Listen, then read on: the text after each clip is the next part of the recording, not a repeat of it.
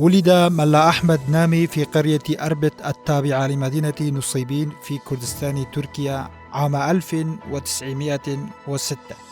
في 7 من عمره بدأ الدراسة في المدارس الدينية، تنقل في عدد من المدارس وحط الرحال في مدرسة تل شعير بكردستان سوريا، وفيها أنهى دراسته الدينية ونال رتبة الملا وأصبح إماما للقرية.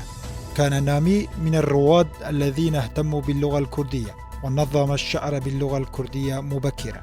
تأثر بالشعر الكلاسيكي الكردي كشعر ملايا جزيري، أحمد خاني، فقيه الطيران، إلى أنه تأثر أكثر برفيق دربه الشاعر جيجر خوين. كتب الأديب والشاعر ملا أحمد نامي العديد من الأناشيد القومية، كما أبن عددا كبيرا من زملائه. نشر نامي نتاجاته في مجلات هاوار، روناهي وروجانو، كما اهتم بالحياة السياسية وكان عضوا في جمعية خويبون. عمل على نشر الوعي القومي والمطالبة بحقوق الشعب الكردي في سوريا، لذا اعتقل أكثر من مرة.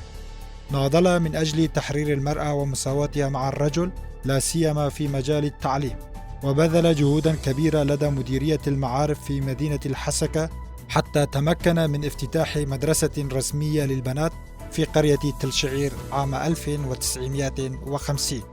انتقل نامي في أواخر حياته إلى مدينة قامش، وسكن في حي البشيرية إلى أن وافته المنية في 11 من كانون الأول عام 1975، ودفن في مقبرة قدرباك.